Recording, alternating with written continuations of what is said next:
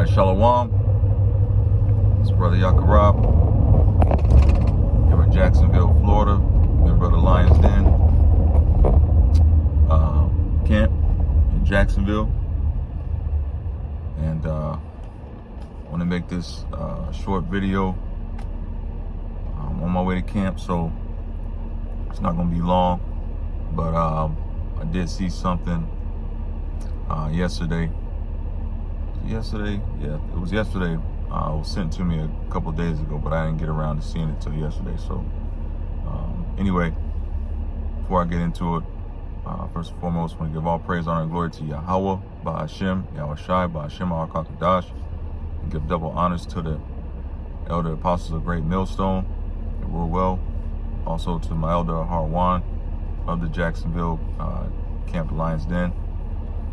And say shalom to Akim out there pushing the word in all truth and sincerity, and also to the Akwath that might be watching these videos for edification. All right, Lord willing, it's edifying. But I wanted to again do this video. So what I saw was it was a Jake, all right, so-called Negro. All right, likely a Negro, okay, so-called Negro, Jake, that was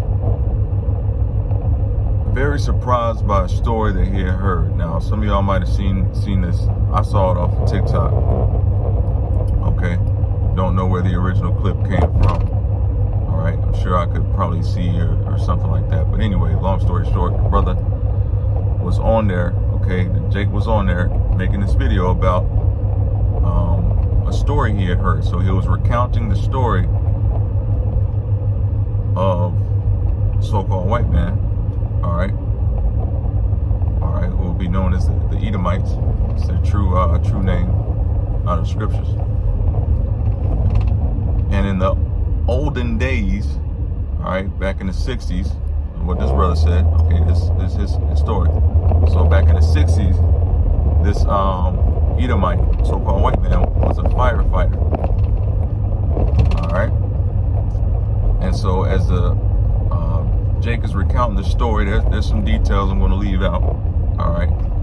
But as he's recounting the story, he said that Edomite told him that there were several things that he had regret about, okay, namely about how he treated so-called Negroes, Latinos, and Native Americans, all right, who today might be called black and brown people, okay.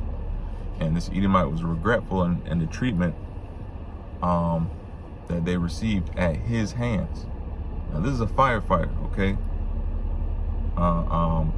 you know, who, you know, just like police officers and other state and federal level government individuals, employed individuals, they have to swear certain oaths, okay? They have to swear certain oaths to help. I think doctors also. Doctors have to take the Hippocratic, I think it's the Hippocratic oath, whatever. But they're sworn to uphold certain morals, ethics, and to help people, okay, in whatever capacity that they work in. So these people have to swear an oath, and this volunteer firefighter, okay, said out of his own mouth that he was regretful of the treatment of so-called Negroes, Latinos, and Native Americans at his hands, the things that he had done or didn't do, okay, to help people of that so-called race, color, and creed, okay? All right? So, more specific to the story of this Jake, or the story that Jake was recounting is that the Edomite said he didn't help so-called Negroes, Latinos, Native Americans whenever he would come to a burning building, okay? Whenever he would come to an emergency site where they were supposed to be putting out a fire, if he found out that the people inside were so-called Negroes, Latinos, Native Americans, he wouldn't help them. He wouldn't help them. He would leave them burning inside. Okay? And he said he was very regretful. He said it was a different time back then. Okay? But now, as he's older in age, I think the Jake said that this Edomite had just finished a birthday party with some family and friends, and some family had went to the restroom, and so he was by himself, and the Jake had spoken to him earlier, so he called him over and just wanted to talk to him about this, because he was about 80 years old, and the regret was eating him at his heart. So he wanted to talk to somebody about it, and he didn't want to just talk to anybody. He wanted to talk to this Jake, okay, because of that regret that he felt in his heart.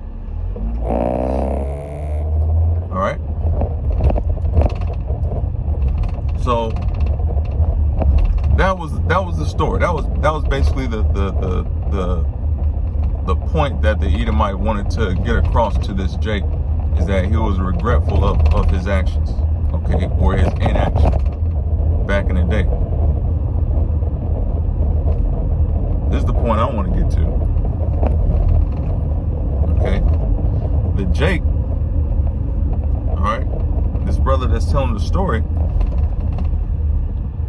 he was surprised, okay?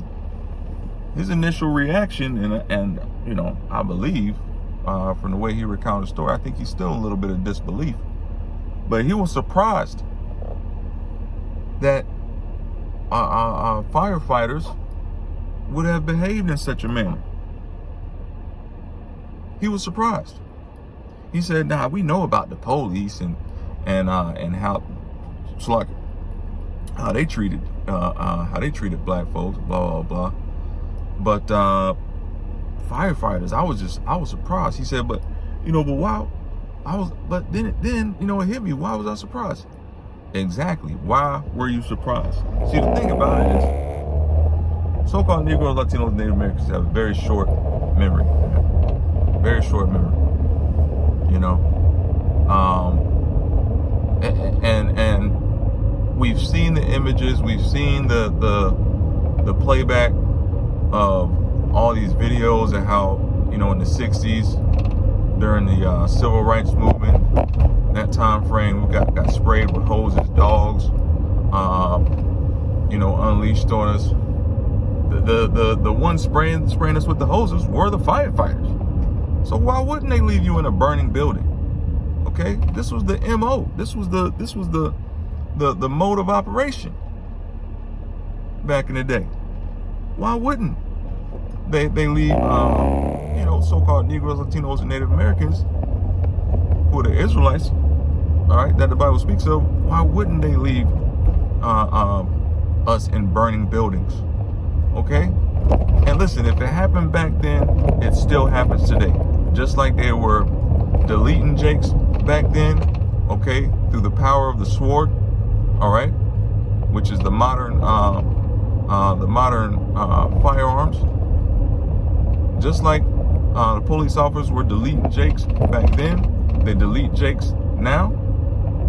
All right, the firefighters did the same thing back then, do the same thing now. Think it doesn't happen? Come on.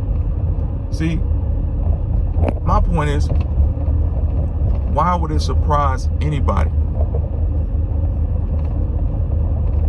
Because the so-called Negroes, Latinos, and Native Americans today are sottish, just like the scriptures talk about, man. Okay, and simple. Okay, sottish and simple, and forget that these people are your enemy. All right, you forget. You got a very short memory. Now you can remember your brother, all right, so-called Negro Latino brother that owe you $5 from 5 years ago. You can remember that and hold it against him until his or your dying day. Okay? and never forgive them, never forget, okay? But the so-called white man gets a pass at every chance. At every chance you have to give him a pass, you give him a pass. Every time you can give the so-called white man, who we know is Esau, okay, from the Bible. Every time you can give your true enemy a pass, you do it. Undeserved, but you still do it. All right? Because you Negroes are simple and solid. So the Most High has to give these constant reminders, okay? These constant reminders, all right? And through the, through the interwebs and social media, these reminders can be shared with everybody. And you so-called Negroes, Latinos, and Native Americans can get that wake-up call that you need, that you seem to need every couple of weeks or every month. I'm going to get this scripture right here out of Ezekiel. All right? Let the scripture speak, okay? This is a prophet Ezekiel out of the book of Ezekiel chapter 35. I'm going to start from the top. Moreover, the word of the Lord Yahweh came unto me, saying, Son of man, set thy face against Mount Seir, and prophesy against it. Mount Seir is the ancient home of Esau and the Edomites, okay? Mount Seir still exists. The place is still there to this day. Nobody lives there, all right? It's desolate. It's a desert, okay? But it still exists. You can look it up, on a map. And the Most High Yahweh is speaking to Ezekiel, and he's saying, verse 2, Son of man, set thy face against Mount Seir. In other words, I am against Mount Seir, and prophesy against it. Verse 3, and say unto it, Thus saith the Lord Yahweh, Behold, O Mount Seir, I am against thee, and I will stretch out mine hand against thee, and I will make thee most desolate. Okay, so this is the Most High speaking to the people. All right, because the Most High doesn't destroy lands, just to destroy them. When he speaks of these lands, he's speaking of the people, the inhabitants of the land. Okay. Verse 4, I will lay thy cities waste, and thou shalt be desolate, and thou shalt know that I am the Lord Yahweh. Verse 5, because thou hast had a perpetual hatred, and hast shed the blood of the children of Israel, okay, so-called Negroes, Latinos, and Native Americans, by the force of the sword, in the time of their calamity, in the time that their iniquity had an end. So, in times of our calamity, okay, because the nation of Israel, has certain curses on them because of the wickedness of our forefathers, okay. So the Most High put us in some straits. But it said at the time that our iniquity had an end, okay, and in the time of our calamity, they still brought the force of the sword to us. Okay, so the Most High put us in certain positions to be in dire straits. Okay, but Edomites always took it to the next level, okay, and acted in the most wicked and evil ways toward the so-called Negroes, Latinos, Native Americans, all right? Okay, because that's what was in their heart to do. So the Most High set his face against the Edomites, okay, and Esau, because they did this, right? Because the so-called Negroes, Latinos, Native Americans, who are the Israelites of the scriptures, are the apple of the Lord's eye. All right, so you don't touch the apple of the Lord's eye. All right, that's in the scriptures. Verse 6, therefore, as I live, saith the Lord Yahweh, I will prepare thee unto blood, and blood shall pursue thee. All right, see if thou hast not hated blood, even blood shall pursue thee. Okay, And so, you know, Esau, Edom is also, so like it's always going to be in conflict, right? And in conflict, all right. But most notably, or ultimately, they're going to be destroyed. They're going to be destroyed, all right. Thus saith the Lord. Because again, the wickedness that they've done toward Jacob. But this is, it says there in verse 5, a perpetual hatred. What does that mean? That means it's from generation to generation to generation. It doesn't end. It didn't end before. Okay. Civil rights, at the end of the so-called civil rights movement, it didn't end. Okay. So what would surprise anybody about what he said? That Edomite, okay, that was telling Jake about the firefighters and how the fire departments behave. Why would anybody be surprised, man? They got a perpetual hatred. All right. And just like they have a perpetual hatred, all right, for the Israelites, all right, the Israelites should have a perpetual hatred towards their enemy. Okay. All right. And that's justified. That's righteous according to the scriptures. All right. But seems